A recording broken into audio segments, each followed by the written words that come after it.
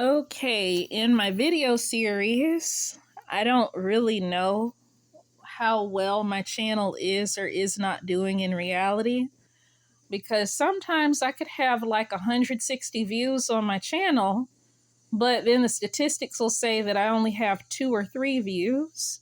So honestly, I don't really know if anybody's looking at my content or not. I don't know the real extent to which anyone may or may not be looking at my channel because like I said, 1 month I had like 160 views being reported through email, but then I go and look and it says only 3 people looked. So with that said, I'm going to continue with my video series anyway, even though I have no idea how many people may or may not be looking in reality. And I've been trying to promote buying local and supporting more local business. I've been trying to promote racially ethnic, race loyal products being sold between communities, and like if you're Mexican, that's a racially ethnic and race loyal product. If you're Mexican, you have a food truck and you're in a white neighborhood or a black neighborhood. If you're black and you have traditional black foods, and you're selling that in a community of other races together with other black people, that's an example of, an ethnic race loyal product that you can trade with other cultures at farmers markets or festivals. And I've really been trying to promote that with my video series. For one thing, in the name of promoting better economic health and better political health as well, because here in America, we have specific standards and practices that are not common to other regions, and that's what makes our nation financially desirable and also culturally desirable as far as standards of living and travel and commerce between communities of different ethnicities. And although there can be racial tensions or racially based delinquency at one time or another, depending on what race you're dealing with, still, in spite of that, our nation still remains the envy of planet Earth, so to speak. So, anyhow, with that said, in my buy local video series, I'm hoping to encourage people to put in more effort to buy local, you know, regardless of the race of community you live in. If you're in a white community, support local white business. If you're in a black community, support local black business. If you're in a Mexican community, Chinese, support your local community's business. But also have racially unique ethnic products that are available to possibly trade with communities of other races through a food truck or or through products you might make available on the shelves of communities of other races. So with that said, the product that I'm reviewing today is that I found something really cool that I've literally never seen before. I found it at my local farmer's market, and this is something called a ground cherry. And the guy who sold me a bag of ground cherries, it was only like $3. And again, farmers markets, they do take EBT, they take food assistance. And in most states that you go to, you can find a farmers market that takes EBT food assistance, especially in the South. Especially like if you're in Alabama, you're in Georgia, you can definitely find a farmers market that takes EBT easily. And even if even Atlanta, even downtown Atlanta has a huge farmers market where farmers come from all over to sell literally some of the best stuff in the country, including their hickory smoked ham hocks or no, pork shoulder, whatever it is. Unforgettable experience, probably the best in the world. But anyway, Now these grand cherries, they were $3, a really good deal. And again, you're probably going to have better nutrition from your local farmers than at the mega farmers. So even if it's not a whole lot, even if it's only like maybe $10-20 worth of products being fit into your budget, it's still worth the money, because at the end of the day, it's probably better nutrition, and probably coming from a less depleted soil source if it's local. And so with this particular plant, it has a papery covering like a tomatillo. And when you open it, it looks like a tomato, but then when you bite into it, it tastes like a grape or a pineapple. So this is a really cool little plant. He said that fully grown, it grows like maybe like 4 feet tall, a 4-foot tall bush for the ground cherries. And these things taste amazing, and they're an indigenous Native American plant. He said you can find them throughout Mexico and throughout North America. And I don't know, maybe I'd never seen them before because I'm originally from the South. And here in the Northern Territories, I haven't really been out in nature to do any serious foraging because, for one, I'm not a Northerner. And for one, I don't know what territories are too hostile to allow for foraging. And I'm by myself, and I wouldn't want to go to a more wild place where I might get eaten by a bear or something because I'm by myself. But with that said, these guys, they taste amazing. They're native to America. As far as good karma and good blessings, I think this is a good karma and good blessings plant because it is from America. It's adapted to America, just like a pawpaw tree, which is kind of like a North American version of a mango or a banana.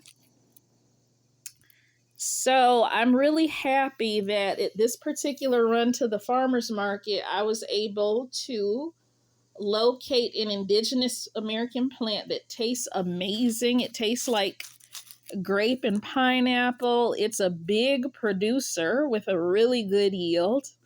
And I know, like, if for people who have children, this is something that children would probably love immensely, even if it's just neighborhood kids running around and playing and stopping for a snack somewhere. Like, this is really good stuff.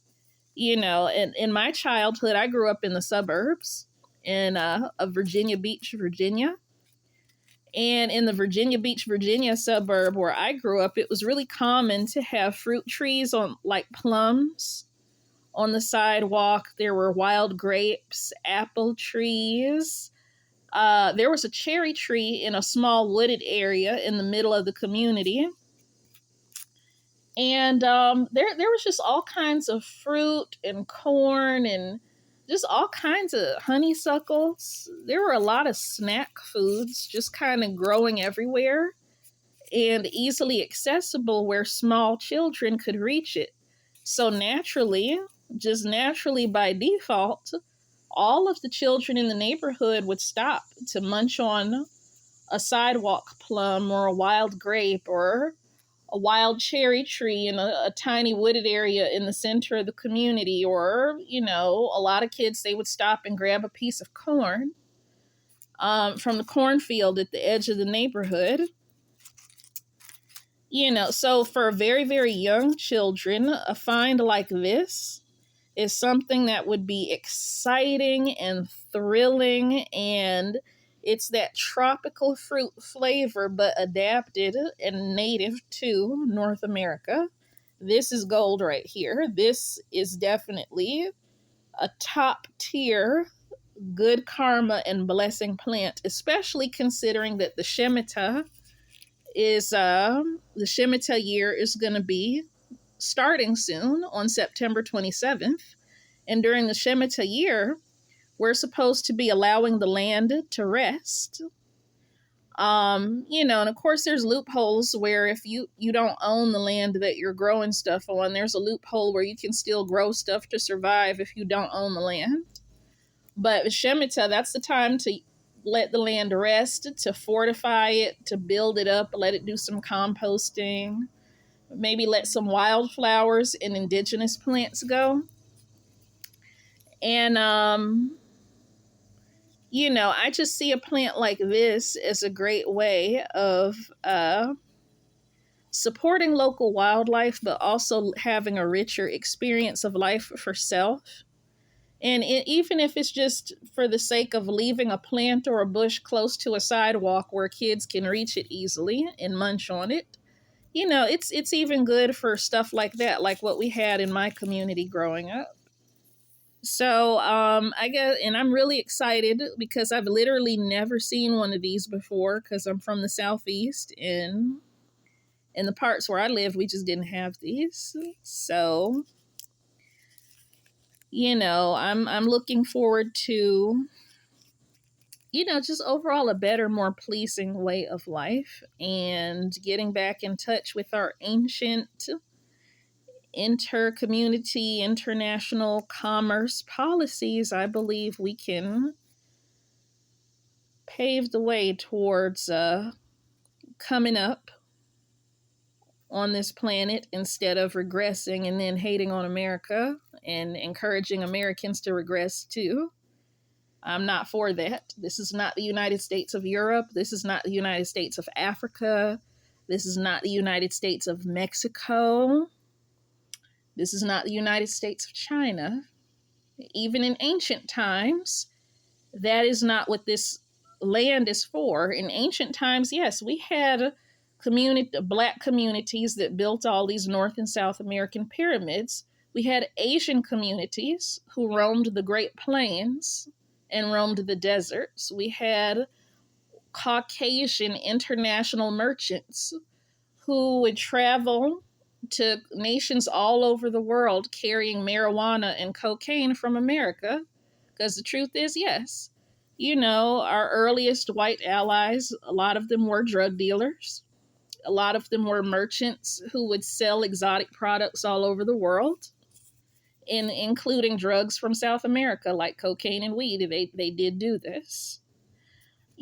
So with that in mind, it's like the Creator has always set America up to be a melting pot of communities. You had some communities that were pure Asian Mongol. You had some communities that were pure Black, complete with the pyramids and the sarcophaguses and the temples all through North and South America.